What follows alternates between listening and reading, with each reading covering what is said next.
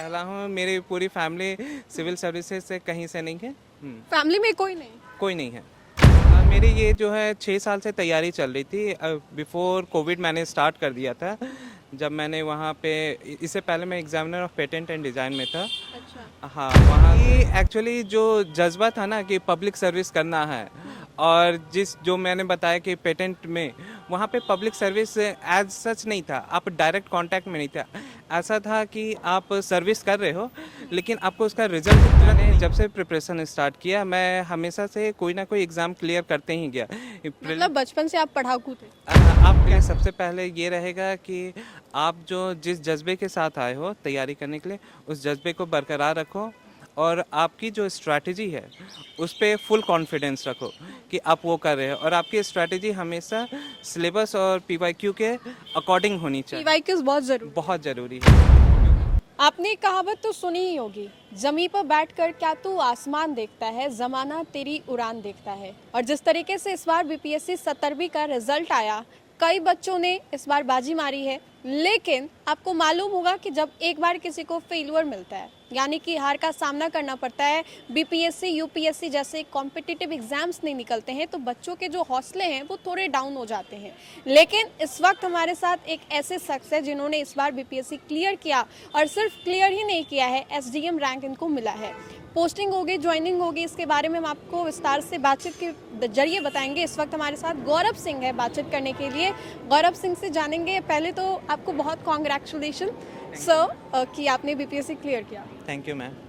ये बताइए कि ये जर्नी कितना मुश्किल रहा, कैसे आपने सोचा कि बीपीएससी करना है, और जब रिजल्ट आया तो आप खुद चौंक गए होंगे या फिर पहले से भरोसा था कि यहाँ तैयारी उस कदर है? थोड़ा सा शौक तो था रैंकिंग को लेके, लेकिन जब इंटरव्यू दे के निकला तो ये कॉन्फिडेंट था कि हाँ, लिस्ट में नाम तो आएगा ही मेरा। कॉन्फिडेंस पहले से था कि लिस्ट में नाम आएगा, हाँ, गौरव बस। सिंह लिखा हुआ होगा। हाँ, गौरव सिंह लिखा होगा। तो कितने सालों से तैयारी चल रही थी? मेरी ये जो है 6 साल से तैयारी चल रही थी। बिफोर कोविड मैंने स्टार्ट कर दिया था। जब मैंने वहाँ पे इससे पहले मैं examiner of patent and design में था। अच्छा। हाँ, वहाँ से कुछ महीने वहाँ पे ट्रेनिंग की, और फिर कोविड का टफ फेस था, और उसके बाद जो है हमारी पोस्टिंग जो है ये चेन्नई में दे रहे थे, और ये सारे बहुत सारी तो जॉब के साथ तैयारी करना बहुत मुश्किल हो जाता बहुत है। मुश्किल 9 है। घंटे की जो नौकरी है उसके बाद थक हार के फिर पढ़ाई के लिए टेबल पे बैठना, ये मोटिवेशन। ये एक्चुअली जो जज्बा था ना कि पब्लिक सर्विस करना है, और जो मैंने बताया कि पेटेंट में वहाँ पे पब्लिक सर्विस एज सच नहीं था, आप डायरेक्ट कांटेक्ट में नहीं था। ऐसा था कि आप सर्विस कर रहे हो लेकिन आपको उसका रिजल्ट तुरंत नहीं दिख रहा है। तो लगा कि नहीं, इस चीज़ को, पेटेंट वाले को, मुझे ऐसी नौकरी चाहिए जो कि मैं कुछ करूं लोगों के लिए और उसका रिजल्ट तुरंत दिखे, और एक सेल्फ ग्रेटिफिकेशन हो कि हाँ, I have achieve something, I have done something. तो ये मोटिवेशन के साथ मैंने सिविल सर्विसेज स्टार्ट किया प्रिपरेशन। तो आपने पहले जॉब की, फिर तैयारी शुरू की। फैमिली में कोई था सिविल सर्विसेज से या फिर आप पहले हो? मैं पहला ही हूँ। अच्छा। हाँ, मैं पहला हूँ। मेरी पूरी फैमिली सिविल सर्विसेज से कहीं से नहीं है। फैमिली में कोई नहीं? कोई नहीं है। हाँ। अच्छा, तो जैसा कि ऑफ द कैमरा हम लोग बात कर रहे थे, आपके पापा जुडिशरी से आते हैं, उस बैकग्राउंड से आते हैं, तो वो आपको मोटिवेट करते थे कि हाँ गौरव यही पढ़ाई करो, या फिर ये रुतबे वाली जॉब है, या फिर ऐसा कि इसके थ्रू तुम लोगों की मदद कर सकते हो? देखिए, मेरे पापा का ये कहना था कि आप जो सर्विसेज कर रहे हो अच्छे से करो, और ऑब्वियस है, आप जब जुडिशल बैकग्राउंड है तो उनकी फर्स्ट प्रायोरिटी होगी ही कि आप जुडिशरी में जाओ। लेकिन उन्होंने, जब मैंने अपना प्रस्ताव रखा कि मुझे सिविल सर्विसेज में जाना है, तो उन्होंने इस चीज़ को नकारा नहीं। वो बोला कि हाँ, तुमको जाना है, जिस जज्बे के साथ जाना है तुम जाओ, मैं तुम्हारे साथ हूँ, मैं जहाँ तक मदद होगी मैं तुम्हारी कर दूँगा। तो मतलब फैमिली सपोर्ट किया आपको? आपके हाँ। पेरेंट्स हैं आपके, या घर पे या जो भी सदस्य, उन्होंने आपको सपोर्ट किया? हाँ, पूरी सपोर्ट की उन्होंने, और यही था।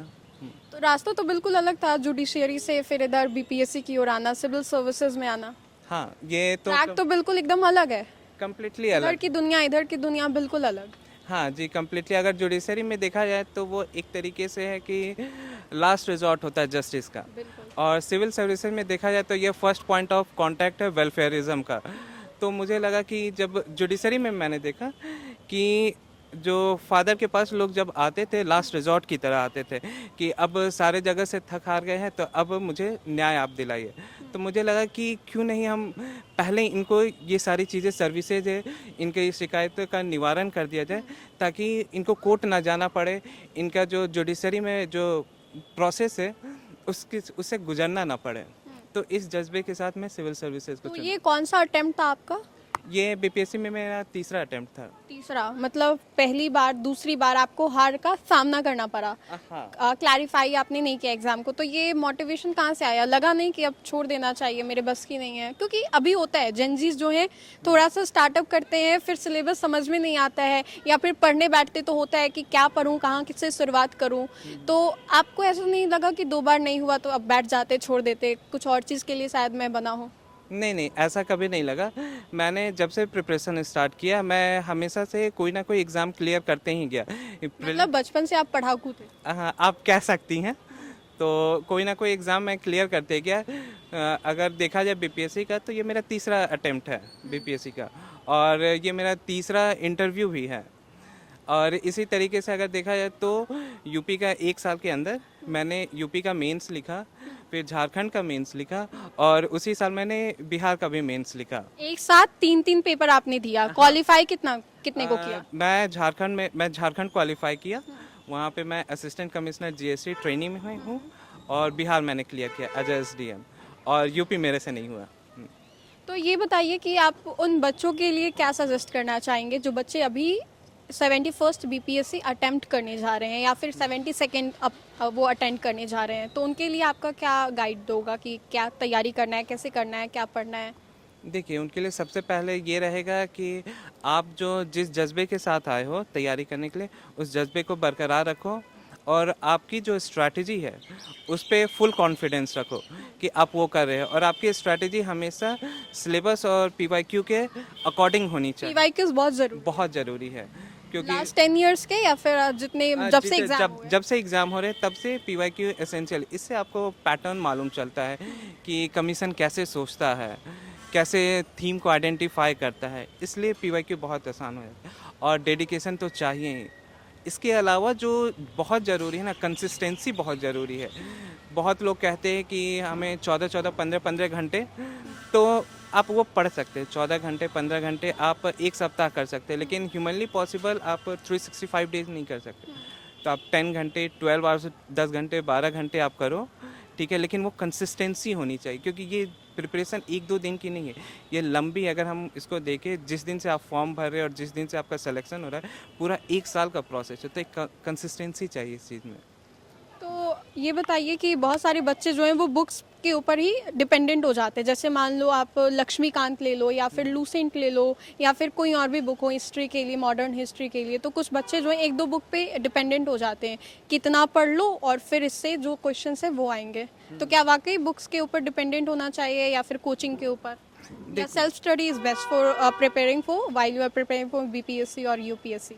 देखिए, इसमें 2 चीज़ें। सबसे पहली बात कि आप कोई भी प्रिपरेशन कर रहे हैं तो बुक्स लिमिटेड रखनी है, ठीक है, उसी को रिपीट करनी है। अगर आप ज़्यादा बुक्स रखेंगे ना तो ज़्यादा डिस्ट्रैक्शन है और आप चीज़ों को कवर नहीं कर पाएंगे। इसलिए लिमिटेड बुक्स रखें जो स्टैंडर्ड बुक्स है, और मार्केट में बहुत सारे टीचर्स ने भी बताया, बहुत सारे टॉपर्स ने भी बताया, उस स्टैंडर्ड बुक्स पे ही फोकस कीजिए, उसी को बार बार रिपीट कीजिए तो चीज़ें कंठस्थ होंगी। अब दूसरा क्वेश्चन क्या था आपका? कि किसी कोचिंग के पीछे भागना, ऑफलाइन स्टडी या फिर online study, self study?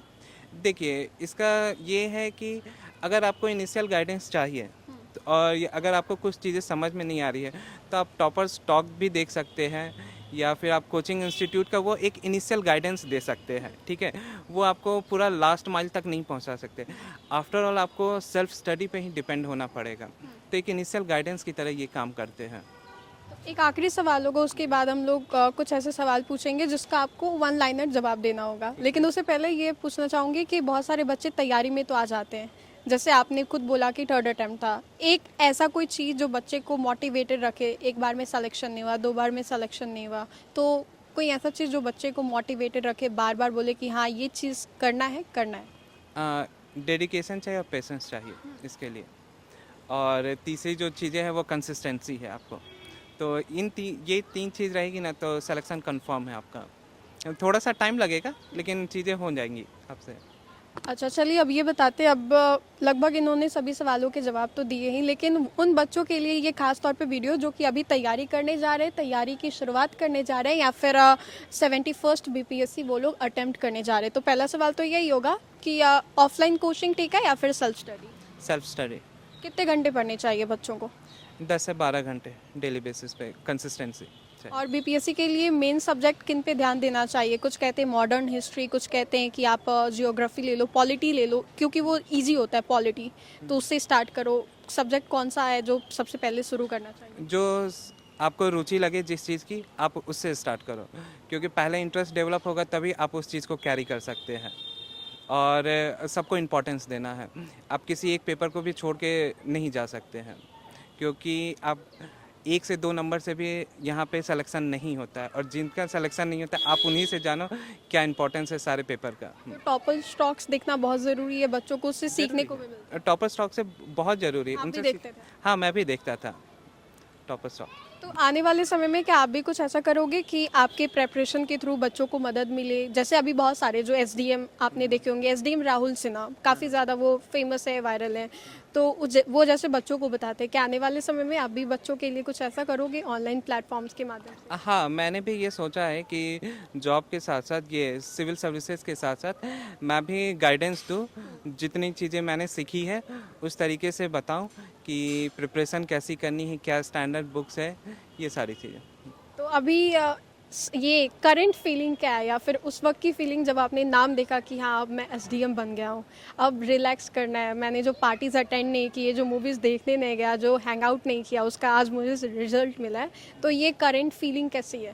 Current feeling थोड़ा सा एक्साइटेड हूँ, खुशी है, मम्मी पापा की खुशी देख के खुश हूँ कि हाँ उन्होंने जो सपना सोचा था वो साकार हुआ।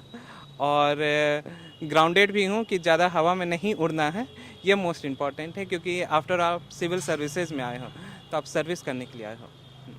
चलिए, तो हमने अच्छे से बातचीत की, तमाम जो सवाल हैं जवाब हैं वो भी लिए, कैसे इन्होंने तैयारी की, अब जब रिज़ल्ट आया तो फ़िलहाल ये क्या महसूस कर रहे हैं, बच्चों को कैसे मोटिवेटेड रहना चाहिए, क्योंकि कई दफ़ा आपने देखा होगा कि मैं हूँ या फिर आप हो, किसी भी चीज़ की शुरुआत करते हैं हौसला बुलंद होता है, लेकिन धीरे धीरे धीरे धीरे जैसे 1 महीने बीतते हैं, 2 महीने बीतते हैं, वो जो हौसला है वो थोड़ा कम पड़ जाता है।